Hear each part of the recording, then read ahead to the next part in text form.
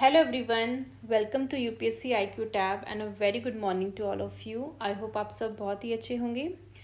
कल की वीडियो में हमने 73rd अमेंडमेंट एक्ट जो है बेसिकली स्टार्ट कर दिया था। उसके कुछ प्रोविजंस को कल हमने फिनिश भी कर लिया था। आज हम बचे हुए कुछ जो उसके प्रोविजंस है इस पर्टिकुलर एक्ट के वो हम डिस्कस करेंगे। स्टार्ट करते हैं आज का डिस्कशन। सबसे पहले यहाँ पे बताया गया है पावर्स एंड फंक्शंस के बारे में। तो यहाँ पे आपको देखने को मिलेगा, बताया गया है कि the state legislature may endow the panchayat with such powers and authority as may be necessary to enable them to function as an institution of self government. Such a scheme may contain provisions for the devolution of power and responsibilities upon panchayat at the appropriate level with respect to the preparation of plans for economic development and social justice, the implementation of schemes for economic development and social justice as may be entrusted to them, including those in relation to the 29 matters listed in the 11th schedule. यानी आपको देखने को मिलेगा कि आपकी पंचायत जो है अगर उसको as a institution of self government work करना है, उसका फंक्शन करना है, तो बहुत ज़रूरी है कि स्टेट लेजिस्लेचर जो है उनको कुछ पावर्स दे, कुछ अथॉरिटीज़ दे ताकि वो अपने फंक्शंस को अच्छे से परफॉर्म कर पाएँ। तो मेनली जो पावर्स और रिस्पॉन्सिबिलिटी दी गई है वो बेसिकली आपको देखने को मिलेगा कि कोई भी इकोनॉमिक डेवलपमेंट, कोई भी सोशल जस्टिस रिलेटेड कोई भी प्लान को प्रिपेयर करना है। बिकॉज बहुत इंपॉर्टेंट है कि ये जो ग्राउंड लेवल पे यानी ग्रास रूट लेवल पे क्या रिक्वायरमेंट है, क्या लोकल नीड्स है, उसको ध्यान में रख के जो है पंचायत जो है इस तरीके के जो भी इकोनॉमिक डेवलपमेंट से रिलेटेड कुछ प्लान्स बनाने हैं या फिर सोशल जस्टिस से रिलेटेड कोई प्लान्स बनाने हैं उनको प्रिपेयर कर सके, साथ ही साथ उनको इम्प्लीमेंट भी कर सके। ठीक है, तो इम्प्लीमेंट करने की बात की जा रही है। और बेसिकली देखने को मिलेगा कि किस तरीके से हमारे 11th शेड्यूल के अंदर जो 29 मैटर्स वहाँ पे लिखे हुए हैं, तो उससे रिलेटेड वो जो भी लॉज वगैरह हैं उसमें अगर मान लो कुछ ऐसे मतलब बेसिकली कुछ प्लान्स बनाना हो, उनको इम्प्लीमेंट करना हो, तो ये जो मैटर है स्पेसिफिकली इससे रिलेटेड वो काम करेंगे। तो ये कहीं ना कहीं अभी हम डिस्कस करेंगे 11th शेड्यूल के अंदर ये जो 29 मैटर्स हैं। बट अभी के लिए आपको ध्यान में रखना है कि इन मैटर्स के ऊपर आपको देखने को मिलेगा कि उनके पास पावर है कि वो वहाँ पे जो भी प्लान्स वगैरह बना सकते हैं, साथ ही साथ उसको इम्प्लीमेंट भी कर सकते हैं। नेक्स्ट यहाँ पे आपको देखने को मिलेगा फाइनेंस की पावर दी गई है, यानी स्टेट लेजिस्लेचर जो है कहीं ना कहीं उनको ऑथराइज कर रही है पंचायत को कि आप लेवी कर सकते हो, कलेक्ट कर सकते हो अप्रोप्रिएट टैक्सेस को, ड्यूटीज, टोल्स एंड फीस। साथ ही साथ असाइन किया to a panchayat tax, duties, tolls, fees levied and collected by the state government. Next, provide for making grants in aid to panchayat from the consorted fund of the state. Next, provide for constitution of fund for crediting all monies of the panchayat. यानी कि यहाँ पे हमारी state legislature ने पंचायत को authority दी है कि आप लेवी भी कर सकते हो, मतलब कुछ टैक्स लगाना है तो कितना लगाना है वो भी डिसाइड कर सकती है पंचायत, कैसे उसको कलेक्ट करना, कहाँ कहाँ पे उसको जो है खर्च करना है, कहीं ना कहीं उस सब की पावर हमारी पंचायत को दी गई है। अगर हम बात करें कुछ टैक्सेस की जो पंचायत के द्वारा लगाया जाता है, तो सबसे पहले जो है प्रॉपर्टी टैक्स है। यानी हमारी पंचायत जो है कुछ पर्टिकुलर लैंड है, बिल्डिंग है जो कि ओन किया जाता है इंडिविजुअल या बिजनेसमैन के द्वारा, तो उन पे जो है प्रॉपर्टी टैक्स लगा सकती है। और ये बेसिकली डिपेंड करता है on the value of the property, कितना होगा उस हिसाब से टैक्स लगाया जाता है। देन आपका प्रोफेशन टैक्स है, यानी कोई भी इंडिविजुअल कोई स्पेसिफिक प्रोफेशन में है, जैसे कि इंजीनियरिंग है, आर्किटेक्चर है, मेडिसिन है, तो उन सब से जो है ये पंचायत टैक्स कलेक्ट करती है सो दैट उनको थोड़ा बहुत रेवेन्यू मिल सके।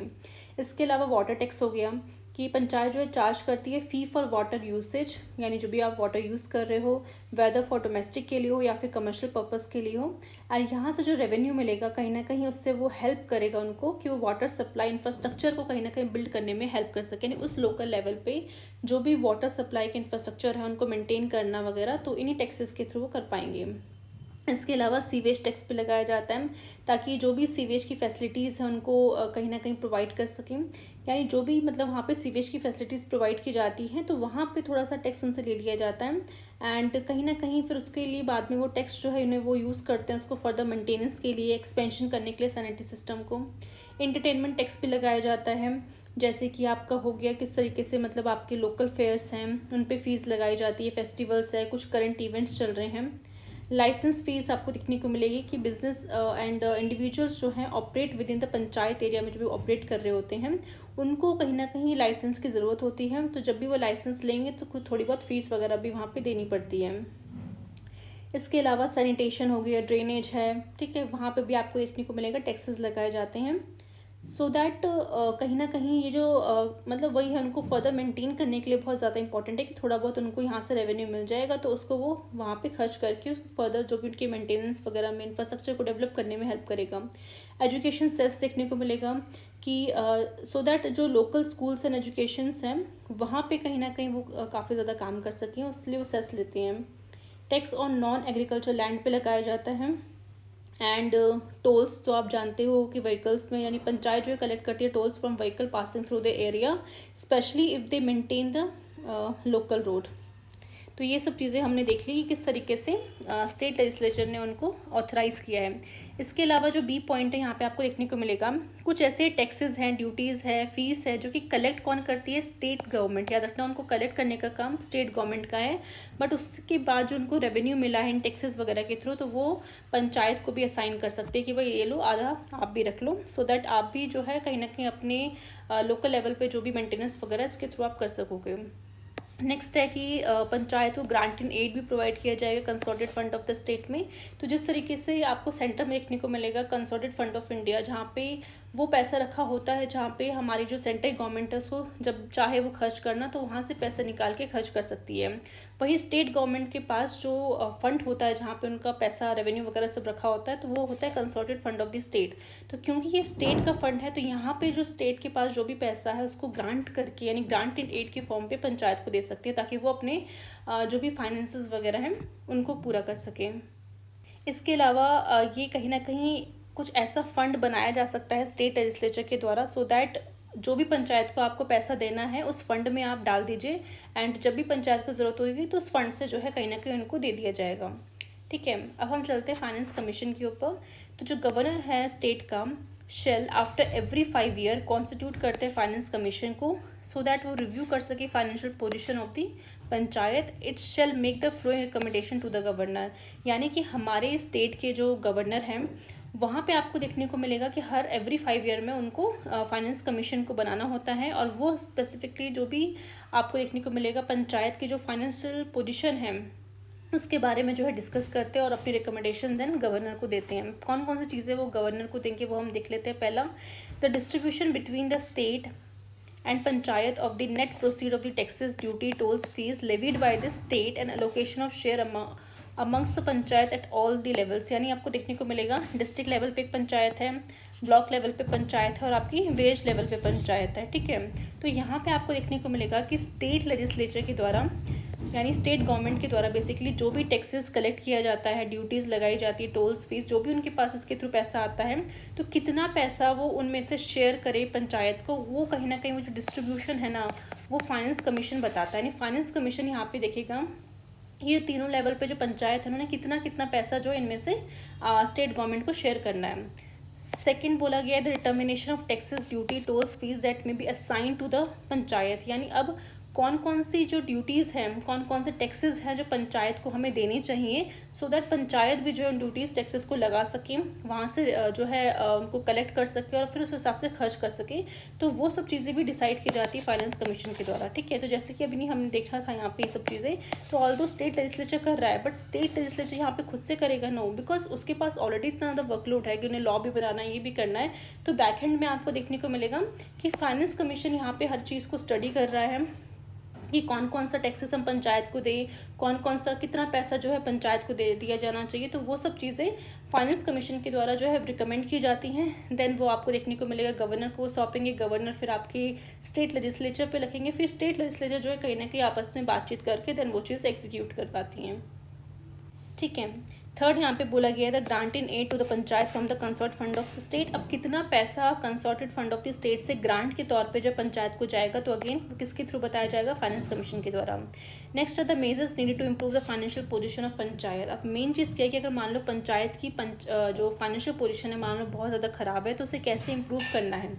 अगर और ज़्यादा कुछ एफर्ट्स लगाने हैं या फिर और भी जो है कह सकते हैं कुछ एरियाज़ जो हैं जहाँ पे वो टैक्स लगा सकते हैं, उन एरियाज़ को बढ़ाना है या फिर कम करना है, तो ओवरऑल कैसे हम उनकी फाइनेंशियल पोजीशन को इम्प्रूव कर सकते हैं, उससे रिलेटेड जो भी रिकमेंडेशंस होंगी वो फाइनेंस कमीशन के द्वारा दी जाएगी। इसके अलावा any other matter refer to it by the governor in the interest of sound finance of the panchayat, यानी पंचायत की फाइनेंस से रिलेटेड इसके अलावा अगर गवर्नर को लगता है कि भाई इन मैटर्स के ऊपर भी जो है आपका फाइनेंस कमीशन को कुछ रिकमेंडेशंस देनी चाहिए, बट वो रिकमेंडेशन याद रखो फाइनेंस से रिलेटेड ही देगा। ऐसा नहीं कि कुछ वहाँ पे प्रोजेक्ट चल रहा है तो उससे रिलेटेड रिकमेंडेशन तो नो, बिकॉज नाम में ये लिखा है ना फाइनेंस कमीशन है, तो वो फाइनेंस से रिलेटेड ही आपको रिकमेंडेशन देगा। तो इतनी चीज़ें तो देखो उसको रिकमेंड करनी ही है हर बार कि कितना पैसा जो है जाएगा, कंसर्ट फंड से कितना पैसा जाएगा, कौन कौन से टैक्सेस से जो वो लगा सकते हैं। बट इसके अलावा अगर गवर्नर को लगता है कि भाई इन चीज़ों के ऊपर फाइनेंस रिलेटेड जो भी पंचायत का है, अगर जो है फाइनेंस कमीशन को अपनी रिकमेंडेशन देनी चाहिए, तो वो मैटर्स भी कहीं ना कहीं वो रिकमेंड करेगा गवर्नर को। नेक्स्ट बोला जा रहा है कि द स्टेट लेजिस्लेचर में provide for the composition of the commission, required qualification of its member and the manner of their selection. अब यहाँ पे देखने को मिल रहा है कि फाइनेंस कमीशन को कौन मतलब किस तरह से बनाया जाएगा, तो स्टेट लेजिस्लेचर के ऊपर है कि वो जो कमीशन बनाई जाएगी, यानी फाइनेंस कमीशन जो बनाई जाएगी उसमें कंपोजिशन कितना होगा, यानी कितने मेम्बर्स होंगे, क्या उनकी क्वालिफिकेशन होनी चाहिए उन मेम्बर्स की, किस तरीके से हम उनको सेलेक्ट करें, तो वो सब चीज़ें अगेन स्टेट लेजिस्लेचर के ऊपर है, वो डिसाइड करेंगी। Governor shall place the recommendation of the commission along with the action taken report from the before the state legislature. The center finance commission shall also suggest the measure needed to augment the consolidated fund of the state to supplement the resources of the panchayat in the state on the basis of the recommendations made by the finance commission of the state. तो यहाँ पे basically simply बोला गया है क्योंकि finance commission ने देखो recommendation दी governor को, अब गवर्नर की ड्यूटी बनती है कि उन रिकमेंडेशंस को और साथ ही साथ एक ऐसी रिपोर्ट को जिसमें बेसिकली वहाँ पे लिखे होंगे क्या क्या एक्शंस लिए गए हैं इसके ऊपर, वो चीज़ें जो है कहीं ना कहीं स्टेट लेजिस्लेचर के सामने रखी जाएंगी गवर्नर के द्वारा। अब उस पर्टिकुलर स्टेट में अगर मान लो सिर्फ स्टेट लेजिस्लेटिव असेंबली है तो एक ही हाउस में रखा जाएगा, अगर उस स्टेट में जो है स्टेट लेजिस्लेटिव असेंबली के साथ साथ स्टेट लेजिस्लेटिव काउंसिल भी है तो दोनों हाउसेस के सामने जो है गवर्नर उन रिकमेंडेशंस को साथ ही साथ जो एक्शंस लिए गए हैं रिपोर्ट में वो भी चीज़ें जो है सबमिट करेंगे, ठीक है, ताकि जो स्टेट लेजिस्लेचर फिर उस पर डिस्कशन कर सके एंड देन फिर जो भी वहाँ पे रिकमेंडेशंस आई उन्हें लगेगा कुछ रिकमेंडेशंस फॉलो करनी चाहिए तो उसके हिसाब से फिर वो पैसे वगैरह ट्रांसफ़र करेंगे। फिर यहाँ पे आपको देखने को मिलेगा कि सेंटर पे जो है सेंट्रल फाइनेंस कमीशन जो है वो भी चाहे तो कुछ ना कुछ मेजर्स सजेस्ट कर सकता है, बिकॉज ऑलरेडी उसके पास भी देखो कहीं ना कहीं मतलब कह सकते हैं एक्सपीरियंस है चीज़ों का, तो वो भी चाहे तो कंसोलिडेटेड फंड ऑफ स्टेट से कितना पैसा पंचायत के पास जाना चाहिए तो वो भी अपनी राय जो है दे सकता है यहाँ पे, ऑल्दो स्टेट फाइनेंस कमीशन तो देता ही है।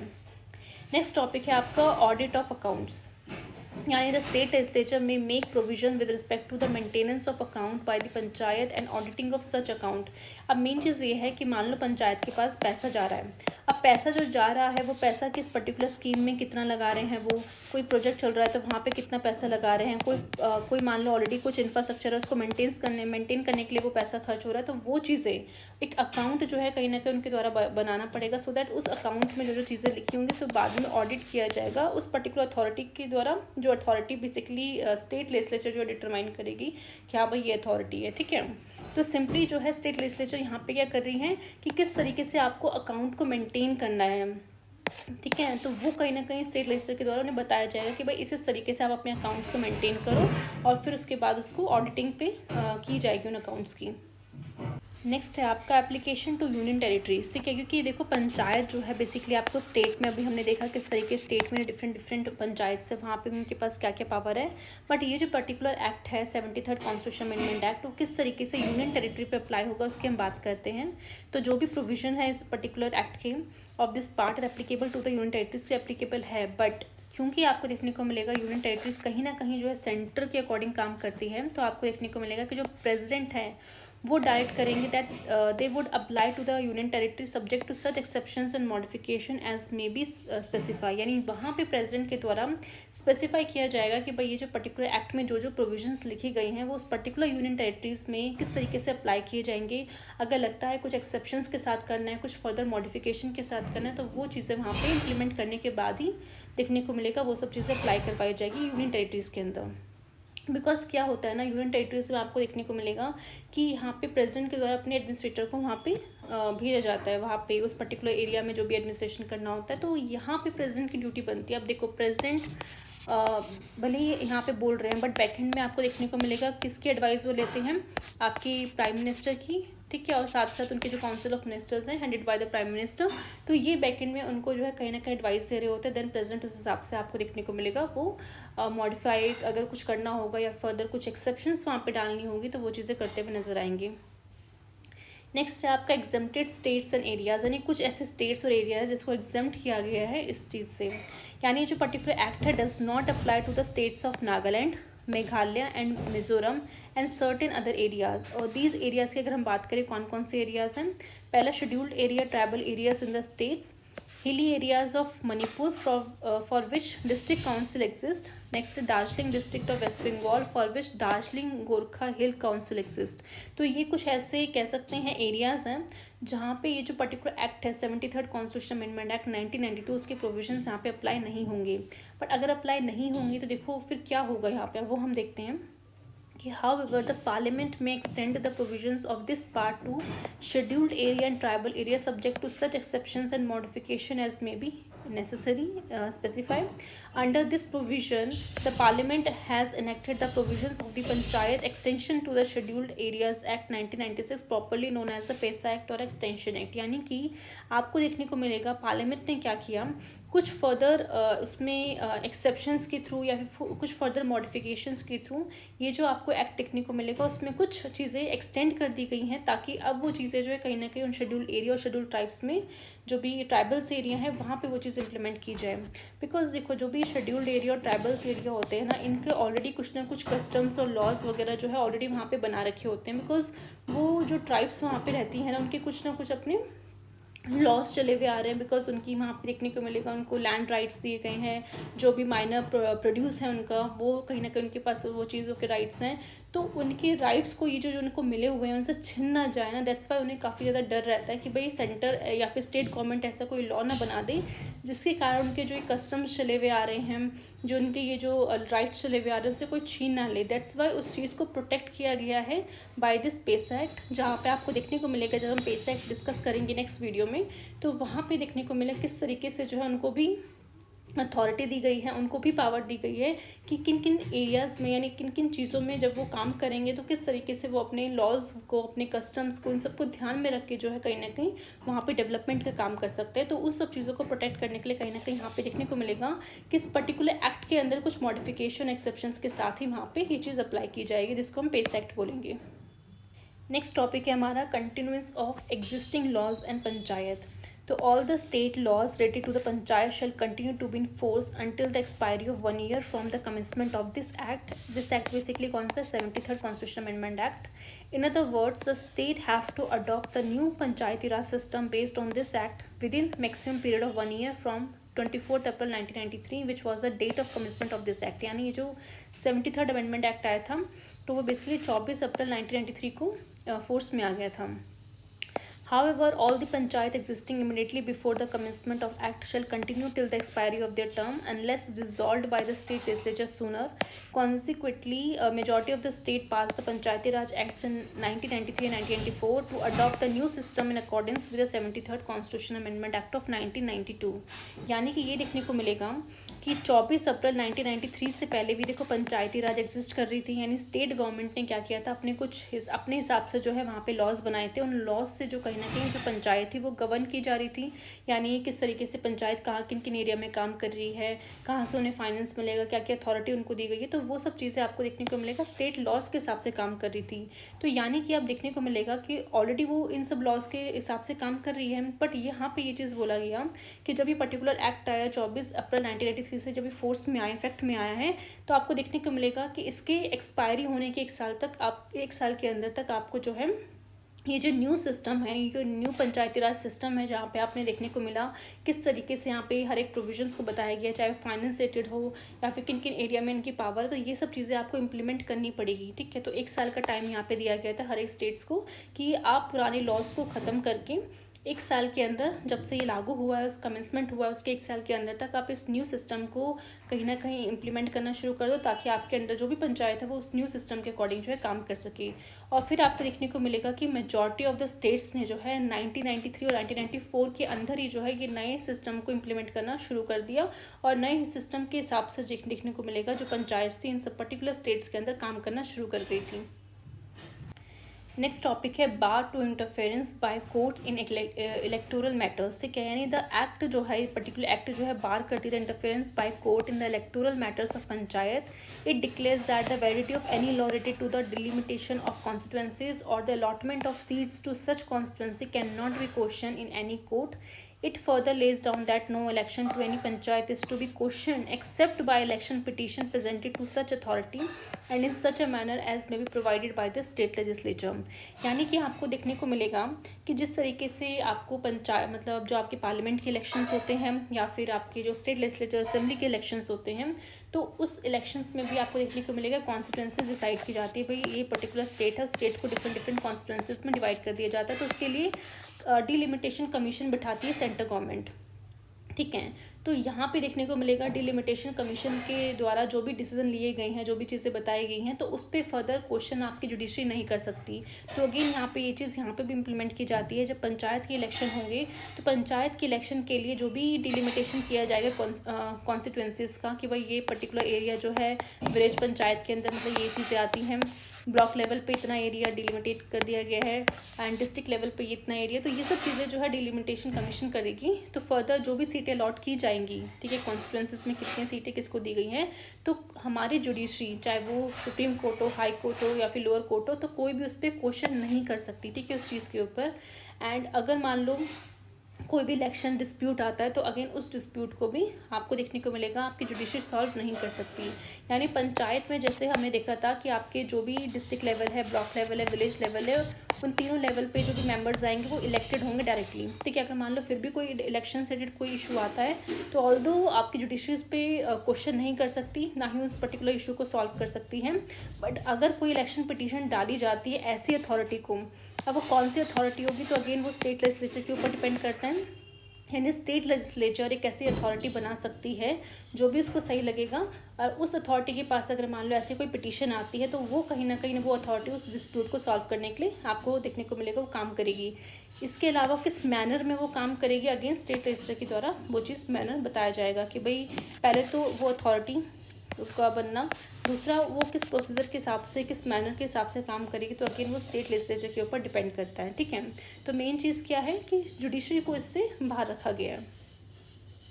नेक्स्ट हमारा टॉपिक है 11th शेड्यूल। यहाँ पे देखने को मिलेगा it contains following 29 functional items placed within the purview of panchayat. के अंदर ये 29 फंक्शनल आइटम्स आते हैं। पहला एग्रीकल्चर उनके अंडर आता है, इंक्लूडिंग द एग्रीकल्चर एक्सटेंशन, यानी कहाँ कहाँ तक एग्रीकल्चर को एक्सटेंड करना है। लैंड इम्प्रूवमेंट से रिलेटेड कुछ मैटर हो, जैसे कि इम्प्लीमेंटेशन हो गया land reforms, land consolidation, soil conservation. इसके अलावा माइनर इरीगेशन है projects, water management, watershed development है, एनिमल हस्बेंड्री है, डेयरी है, पोइट्री है एंड फिशरीज हो गया, सोशल फॉरेस्ट्री हो गया, फार्म फॉरेस्ट्री हो गया, माइनर फॉरेस्ट प्रोड्यूस है, small scale industries including the food processing industries, khadi village cottage industries, rural housing, drinking water, fuel and fodder, roads हो गया, culverts, bridges, ferries, waterways and other means of communication हो गया, rural electrification including distribution of electricity, non conventional energy sources, poverty alleviation program, education including primary and secondary school, technical training and vocational education, adult non-formal education, libraries है, cultural activities, markets and fair, health and sanitation including hospital, primary health center and dispensaries, family welfare, women and child development, social welfare including welfare of the handicapped and mentally retarded, welfare of the weaker section and in particular of the scheduled caste and the scheduled tribes, public distribution system, maintenance of community assets. तो ये सारे आप देख सकते हो, ये मतलब चीज़ें हैं जो ऑलरेडी मतलब इन पर्टिकुलर डिस्ट्रिक्ट में, विलेजेस में, ब्लॉक लेवल पे आपको देखने को मिलेगा काम, इस पे काम किया जाता है। दैट्स वाई ये इंपॉर्टेंट जो है लोकल मैटर्स जो है कहीं ना कहीं देखने को मिलेगा आपको पंचायत को दी गए हैं, सो दैट वो इनसे जो भी प्लान्स वगैरह फॉर्मुलेट कर सकती हैं और इनको इम्प्लीमेंट करवा सकती हैं। अब मेन चीज़ ये है, जैसे कि हमने स्टार्टिंग में पढ़ा था जब ये 73rd अमेंडमेंट एक्ट शुरू हुआ था, कि हमारे सेंटर ने भले ही 73rd कॉन्स्टिट्यूशन अमेंडमेंट एक्ट लेके आ गई हो, बट उसके अंदर जो भी प्रोविजंस थे कुछ ऐसे थे जो कि कंपलसरी थे, जो कि इसमें स्टेट गवर्नमेंट को जो है करना ही करना पड़ेगा, उसको इम्प्लीमेंट करना ही करना है, वहाँ पे अपनी विल पावर को यूज़ करके उसको मना नहीं कर सकती। और कुछ ऐसे प्रोविजंस थे जो कि वॉलंटरी थे, जहाँ पे देखने को मिलेगा कि स्टेट लेजिस्लेचर के डिस्क्रिप्शन के ऊपर छोड़ दिया गया है कि आप अपनी लोकल नीड्स को ध्यान में रख के उस चीज़ के ऊपर काम कर सकते हैं। तो वो कौन कौन से प्रोविजन है कंपलसरी और वॉलंटरी, वो भी हम डिस्कस करेंगे। Now we will identify separately the compulsory यानी जो कि ऑब्लिगेटरी और मैंडेटरी है, एंड वॉलंटरी जो कि डिस्क्रिशनरी और ऑप्शनल है, features of the 73rd constitution amendment act 1992 और the part 9 of the constitution. सबसे पहले हम बात करते हैं कंपलसरी प्रोविजंस की। यहाँ पे बताया गया है पहला कि ऑर्गेनाइजेशन ऑफ ग्राम सभा इन अ विलेज और अ ग्रुप ऑफ विलेजेस, यानी सबसे इंपॉर्टेंट तो देखो यही है। देखो आपकी विलेज लेवल पे जो ग्राम सभा है, जहाँ पे हमने देखा था कि ग्राम सभा में वो लोग आते हैं जो कि उस पर्टिकुलर इलेक्टोरल रोल में जिनका नाम होता है, जो कि रजिस्टर्ड वोटर्स होते हैं, जिनकी उम्र 18 साल से ऊपर होती है। तो सबसे पहले आपको उनको ऑर्गेनाइज करना ज़रूरी है, ठीक है, this is compulsory. Second, establishment of panchayat का बनाना विलेज, इंटरमीडिएट और डिस्ट्रिक्ट लेवल पे दे अगेन कंपलसरी है। डायरेक्ट इलेक्शन करवाना all the seats in panchayat at the village, intermediate और डिस्ट्रिक्ट लेवल के अंदर, वो भी टाइमली होने चाहिए, ठीक है। नेक्स्ट है इनडायरेक्ट इलेक्शन करवाना to the post of chairman of panchayat at the intermediate and district level. अब अगेन ये चीज़ मैंने वहाँ पे भी बताई थी कि डिस्ट्रिक्ट लेवल और इंटरमीडिएट लेवल में तो आपके इनडायरेक्ट इलेक्शन होंगे, कैसे होंगे अगेन आपका देखने को मिलेगा, स्टेट लेजिस्लेचर यहाँ पे बताएंगी। बट आपका जो विलेज लेवल है वहाँ पे किस तरीके से चेयरमैन को बेसिकली लेके आना है, वो अगेन स्टेट लेजिस्लेचर के ऊपर डिपेंड करेगा। देन वोटिंग राइट्स जो है चेयरपर्सन की and other members of panchayat की, चाहे वो डायरेक्टली इलेक्टेड हो या फिर इनडायरेक्टली इलेक्टेड हो, वो वोटिंग राइट्स जो है उनको दिए जाने चाहिए। एंड 21 ईयर्स जो है मिनिमम एज रख दी गई है for contesting election to panchayat, यानी किसी भी पर्सन को एज अ पंचायत के में जो भी इलेक्शन हो रहा है उसमें खड़ा होना है, ठीक है, उनका उसका पंचायत का मेंबर बनना है, तो उसके लिए मिनिमम एज 21 साल रखी गई है। नेक्स्ट रिजर्वेशन की गई है सीट्स बोथ मेंबर और चेयरपर्सन के लिए फॉर SC ST, ठीक है, एट ऑल दी 3 लेवल्स पे आपको देखने को मिलेगा, इनके लिए रिजर्वेशन की गई है सीट्स में। एंड रिजर्वेशन किया गया है 1/3 सीट मेंबर्स और चेयरपर्सन के केस में for women in all the 3 levels. इसके अलावा फिक्सिंग करना टेन्योर ऑफ 5 ईयर का फिक्स कर दिया गया है for panchayat at all the levels, and holding fresh election with in 6 month in the event of super session of any panchayat. अगर मान लो कोई भी पंचायत है वो जो है उसका अगर मान लो जो भी टेन्योर है 5 साल का वो ख़त्म होने वाला है, तो उससे ख़त्म होने से पहले ही आप जो है कहीं ना कहीं फ्रेश इलेक्शन कंडक्ट करवा दो। अगर मान लो कोई ऐसी पंचायत है जो कि टाइम से पहले जो है डिज़ोल्व हो रही है, उस केस में देखने को मिलेगा 6 महीने के अंदर आपको फ्रेश इलेक्शन करवाने पड़ेंगे। अगेन इस चीज़ के ऊपर हमने बात की थी कि अगर वो जो टाइम है, जो रिमाइंडर टाइम बचा हुआ है, वो अगर कम है तो आपको करवाने की ज़रूरत नहीं है, जो भी आपका नेक्स्ट साइकिल होगा इलेक्शन का वहाँ पे ऑलरेडी कवर हो जाएगा। बट 6 महीने से ज़्यादा का टाइम है तो आप फ्रेश इलेक्शन करवाओ, और फ्रेश इलेक्शन करने के बाद जो भी न्यू पंचायत आएगी, जो भी रिमाइंडर पीरियड है तब तक ही सर्व करेगी, ठीक है, वो पूरे 5 साल तक के लिए नहीं होगी। देन यहाँ पे बताया हुआ है the establishment of state election commission की बात की गई है for conducting election to the panchayat, and constitution of a state finance commission after every 5 year to review the financial position of the panchayat. तो ओवरऑल जो मोटा मोटा चीज़ है वो सब चीज़ें जो है कहीं ना कहीं आपको देखने को मिलेगा कंपलसरी प्रोविजन के अंदर डाल दी गई है, सो दैट जो हमारी स्टेट गवर्नमेंट है उसको टाइमली मैनर पे इम्प्लीमेंट करें। और दिस इज़ वेरी इंपॉर्टेंट, अगर हमारी पंचायत अच्छे से फंक्शन कर सके, उनको जो है फर्दर जो है रिवाइव करने के लिए ये सारी चीज़ों का टाइमली मैनर पे इम्प्लीमेंट होना बहुत ज़्यादा ज़रूरी है। दैट्स वाई इन्हें कंपलसरी प्रोविजन के अंदर डाला गया। अब हम देखते हैं वॉलंटरी प्रोविजंस कौन से हैं। तो यहाँ पे देखने को मिलेगा पहला कि डूइंग द ग्राम सभा with powers and function at the village level, यानी विलेज लेवल पे जो ग्राम सभा है उनके पास क्या पावर और फंक्शंस होंगे। अगेन ये कहीं ना कहीं स्टेट के डिस्क्रिप्शन के ऊपर छोड़ दिया है कि आप अपनी लोकल नीड के हिसाब से जो है उस हिसाब से आप ग्राम सभा को क्या क्या पावर्स देना चाहते हो, क्या फंक्शंस देना चाहते हो, वो आप डिसाइड करोगे। Second, determining the manner of election of chairperson of the village level. Again वो चीज़ हमने यहाँ पे बोली थी कि जो कहीं ना कहीं आपका जो इंटरमीडिएट लेवल है या फिर डिस्ट्रिक्ट लेवल है उसमें जो आपके चेयरपर्सन होंगे ना, वो तो इंडायरेक्टली इलेक्शन के ही थ्रू आएंगे, बट आपका जो विलेज लेवल पे जो चेयरपर्सन आएंगे किस तरीके से आएंगे, क्या मैनर होगा उनको इलेक्ट करने का, अगेन ये स्टेट के डिस्क्रिप्शन के ऊपर है। Third, giving representation to the chairperson of the village panchayat in the intermediate panchayat में इनको देना, और in case of state not having intermediate panchayat in the district panchayat, यानी कुछ स्टेट देखो हमने देखा था कि 20 लाख से अगर मान लो उनकी पॉपुलेशन कम है तो वहाँ पे आपको इंटरमीडिएट लेवल पे पंचायत बनाने की जरूरत नहीं है, सिर्फ आप डिस्ट्रिक्ट लेवल पे बनाओ और एक आप विलेज लेवल पे बनाओ, ठीक है। तो किस तरीके से जो चेयरपर्सन है विलेज पंचायत में उनका रिप्रेजेंटेशन देना इंटरमीडिएट पंचायत में वो अगेन डिसाइड किया जाएगा। अगर इंटरमीडिएट नहीं है तो डिस्ट्रिक्ट पंचायत में कैसे उनका रिप्रेजेंटेशन होगा तो वो अगेन डिसाइड किया जाएगा स्टेट के द्वारा। Giving representation to the chairperson of the intermediate panchayat in the district panchayat. देखो ऑब्वियसली जो हायरार्की इन डिस्ट्रिक्ट है, ब्लॉक लेवल है जिसको हम इंटरमीडिएट कहते हैं, देन आपका विलेज लेवल है, तो इनमें जो चेयरपर्सन बैठ रहे हैं तो उनका रिप्रेजेंटेशन जो इनमें होना चाहिए। बिकॉज आप एक तरीके से देखने को मिलेगा हायरार्की यहाँ पे फॉलो की जा रही है, बिकॉज कहीं ना कहीं आपने ग्राम सभा को नीचे यहाँ पे पावर दे दी गई है प्रोग्राम्स को फॉर्म करना, प्रिपेयर करना, इम्प्लीमेंट करना, बट एक देखने को मिलेगा किस तरीके से जो हमारा डिस्ट्रिक्ट है वहाँ पे जो भी बैठे हुए हैं डिस्ट्रिक्ट कलेक्टर वगैरह हैं तो वो उनके बीच में जो है कोऑर्डिनेशन होना चाहिए तीनों ही लेवल पे। तो बहुत इंपॉर्टेंट है कि चेयरपर्सन्स का भी वहाँ पे रिप्रेजेंटेशन हो। नेक्स्ट यहाँ पे बात की जा रही है given representation to the member of parliament both the houses and the state legislature both the houses in the panchayat at different level falling within their constituencies. Is very important point कि देखो parliament आपको देखने को मिलेगा दोनों houses होते हैं, लोकसभा होती है और राज्यसभा होती है। स्टेट लेजिस्लेचर में अगर मान लो असेंबली है और साथ साथ काउंसिल भी है, तो इनके जो मेंबर्स हैं यानी कि पार्लियामेंट के मेंबर्स यानी आपके एमपीज़ हो गए, स्टेट में आपके एमएलएज हो गए, तो इनका भी जो है रिप्रेजेंटेशन होना चाहिए पंचायत में यानी डिफरेंट लेवल पे। यानी कि अगर मान लो वो पर्टिकुलर एमपी या फिर वो पर्टिकुलर एमएलए जिस पर्टिकुलर कॉन्स्टिट्यूंसी से जीत के आया है, उस कॉन्स्टिट्यूंसी के अंदर मान लो डिस्ट्रिक्ट पंचायत है या फिर आपका इंटरमीडिएट पंचायत है या फिर मान लो विलेज पंचायत है, तो वहाँ पे जो भी पंचायत उनकी कॉन्स्टिट्यूंसीज में आ रही है वहाँ पे उसका जो है रिप्रेजेंटेशन होना चाहिए। बिकॉज वो कहीं ना कहीं फिर उन चीज़ों को समझ पाएगा कि ग्राउंड लेवल में क्या चीज़ है जिसकी ज़रूरत उनको चाहिए, ठीक है। तो वो अगर वो सब चीज़ों को समझ पाएंगे तो वो अपने अपने लेवल पे यानी लोकसभा में जो आपका देखने को मिलेगा, पार्लियामेंट में अपनी बात रख पाएंगे कि भाई मेरी कॉन्स्टिट्यूंसी के अंदर जो है ये पंचायत आती है, उनको ये प्रॉब्लम हो रही है या फिर उनको इस तरीके से फंड्स की ज़रूरत है, तो वो अपनी बात पार्लियामेंट में रख पाएंगे। वही एमएलए अपनी बात जो है आपको देखने को मिलेगा असेंबली में रख पाएगा। तो इस तरीके से देखने को मिलेगा कि अगेन लोकसभा हो या राज्यसभा कहीं पे भी आपको देखने को मिलेगा जो भी मेंबर्स उस पर्टिकुलर कॉन्स्टिट्यूंसीज के अंदर जो भी लेवल आपका पंचायत का आ रहा है वहाँ पे उनका रिप्रेजेंटेशन होना ज़रूरी है। बट ये चीज़ वही है कि कंपलसरी नहीं रखा, अगेन ये प्रोविज़न आपको देखने को मिलेगा स्टेट की डिस्क्रिप्शन के ऊपर छोड़ दिया है। बट दिस इज़ वेरी मतलब गुड पॉइंट कि अगर ऐसा होता है तो काफ़ी अच्छा इंप्लीमेंट होगा फिर उस चीज़ों में।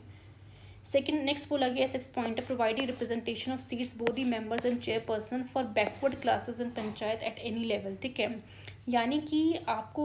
बैकवर्ड क्लासेस जो है उस पर्टिकुलर स्टेट के अंदर, तो वहाँ पे अगर लगता है कि उन बैकवर्ड क्लासेस का रिप्रेजेंटेशन नहीं हो रहा है इन तीनों ही लेवल ऑफ पंचायत में, तो उनके जो भी मेंबर्स हैं और जो भी चेयरपर्सन हैं वहाँ पे जो मेंबर्स और चेयरपर्सन की जो भी सीट्स है उनमें कुछ रिजर्वेशन आप इन बैकवर्ड क्लासेस को भी प्रोवाइड कर सकते हो। नेक्स्ट पॉइंट है granting powers and authority to the panchayat to enable them to function as institution of self government in brief making them autonomous body. यानी वही है कि आपको स्टेट लेजिस्लेचर को जो है देखो बना तो दिया इन्होंने तीनों लेवल पे पंचायत, अब बहुत इंपॉर्टेंट ये है कि वो अगर ऑटोनॉमस बॉडी की तरह काम करे, ऑटोनॉमस मतलब अपने हिसाब से जो है कहीं ना कहीं काम कर पाए, तो बहुत इंपॉर्टेंट है कि स्टेट लेजिस्लेचर उनको कुछ पावर दे, कुछ अथॉरिटी दे जहाँ पे वो उस तरीके से अपनी पावर को यूज़ करके जो ऑटोनॉमसली वर्क कर सकें। नेक्स्ट पॉइंट है devolution of power and responsibility upon panchayat to prepare plan for economic development and social justice and to perform them all of the 29 function listed in the 11th schedule of the constitution, ठीक है। यानी वो सारे matters जो कि 11th schedule के अंदर जो 29 फंक्शनल आइटम्स दे रखे हैं उनके ऊपर जो है कहीं ना कहीं इनको पावर्स देनी चाहिए कि वो उससे रिलेटेड जो भी इकोनॉमिक डेवलपमेंट से रिलेटेड कोई भी प्लान है, सोशल जस्टिस से रिलेटेड कोई भी प्लान है उनको बना सकें। नेक्स्ट है granting financial power to the panchayat that is authorising them to levy collect appropriate taxes duties tolls and fees. Again वो कौन सी फाइनेंशियल पावर्स होगी जो पंचायत को देनी है, कहाँ कहाँ पे वो टैक्सेस लगा सकते हैं, कहाँ पे वो कुछ ड्यूटीज टोल्स वगैरह कलेक्ट कर सकते हैं, तो अगेन ये चीज़ स्टेट के डिस्क्रिप्शन के ऊपर है कि वो डिसाइड करेंगे। Assigning to a panchayat to the taxes duties tolls fees, okay तो हमने कर लिया। Then making the grants and aid to the panchayat from the consolidated fund of the state, तो कितना पैसा जो है consolidated fund of the state से आपको पंचायत को देना है, तो अगेन वो चीज़ फाइनेंस कमीशन डिसाइड करती है जिसको कौन बनाते हैं, गवर्नर। नेक्स्ट है providing for consolidated fund for crediting all the moneys of the panchayat. यानी आपको एक ऐसा फंड कॉन्स्टिट्यूट करना पड़ेगा जहाँ पे वो सारा का सारा पैसा क्रेडिट किया जाएगा जो पंचायत को देना होगा, ठीक है। तो ये सब चीज़ें देखने को मिलेगी, जो 12 पॉइंट्स हैं वो आपको देखने को मिलेगा वॉलंटरी फंक्शंस के ऊपर है, प्रोविजंस के ऊपर है, जहाँ पे स्टेट के पास ऑप्शन है ठीक है, कि वो उनके डिस्क्रिशनरी या फिर उनके ऑप्शन के ऊपर है कि वो उसको किस तरीके से देते हैं, बिकॉज देना तो देखो पड़ेगा, बिकॉज यहाँ पे अगर आप पावर्स नहीं दोगे तो अच्छे से फंक्शन वो कर नहीं पाएंगे। अब कितनी पावर्स आप देते हो, किन किन एरिया तक उनकी पावर सीमित रहती है, कितना पैसा जो है आप उनको प्रोवाइड कर पाते हो consolidated fund of the state से, तो वो डिपेंड करता है कि कितने अच्छे से फिर वहाँ पे जो आपकी जो क्या बोलते हैं पंचायत अच्छे से वर्क कर पाए। बिकॉज इससे पहले हमने पॉइंट पढ़ा था कि कुछ ही ऐसे स्टेट्स हैं, आपको देखने को मिलेगा भी, शायद हम पढ़ेंगे नेक्स्ट हमारे जो वीडियोस आएंगे उसमें, कि किस तरीके से जो हमारी पंचायत है वो क्यों इतना ज़्यादा इनफेक्टिव हो गई है। मतलब उसको बनाए हुए, उसको इफेक्ट में आए हुए 1993 से इफेक्ट में आ रखा है, और आज की डेट में 2024 चल रहा है। आज की डेट में भी जो बहुत सी पंचायत है ना, उसने इतने अच्छे से काम नहीं कर पा रही हैं। क्यों नहीं कर पा रही? बिकॉज अगेन जो मेन इशू है ना, फंड का इशू है। अब मेन क्या होता है कि जो आपका स्टेट गवर्नमेंट है उसके पास ऑलरेडी देखो पैसे है नहीं, वो खुद जो है कहीं ना कहीं से सेंटर के ऊपर डिपेंडेंट है कि सेंटर कुछ पैसा उनको दे या फिर वो कहीं ना कहीं से लोन उठा सके। तो उनके पास ऑलरेडी इतना फंड्स का क्रंच है कि वो फिर पंचायत को कैसे दे। तो ये कहीं ना कहीं आपको देखने को मिलेगा प्रॉब्लम्स चलती ही आ रही हैं। और अगर फंड्स की कहीं ना कहीं प्रॉब्लम रहेगी तो आपको देखने को मिलेगा फिर पंचायत भी अच्छे से वर्क नहीं कर पाएगी। तो ये सारे इश्यूज़ जो है आज के टाइम पे भी फेस कर रहा है पंचायत। सो हमें बस इन चीज़ों के ऊपर जो है ज़्यादा से ज़्यादा फोकस करना, बिकॉज एग्ज़ाम में अगर ऐसे टॉपिक्स आते हैं तो आपके पास अच्छा खासा कंटेंट होना चाहिए लिखने के लिए।